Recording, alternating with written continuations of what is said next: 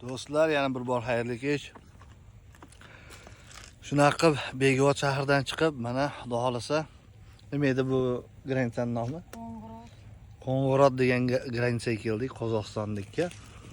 Общий 1,5 kilometr.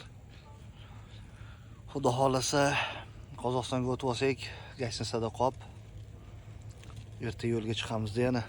Aktau degan shahriga 500 kilometr ekan. Aktaudan keyin paromda inshaalloh Ozarbayjonga o'tamiz. Keyin Ozarbayjondan yaxshi videolar tashlaymiz. Bu yo'llar uncha qiziq emas ekan, videolar ko'p ola olmadik. Maksimalni harakat qilamiz, hozir rasxodlar bilan hammasini aytib o'tamiz. Begoboddan chiqqanimiz plus mana shu granitsaga kelgunimizcha общий 110 litr benzin ketdi. Hali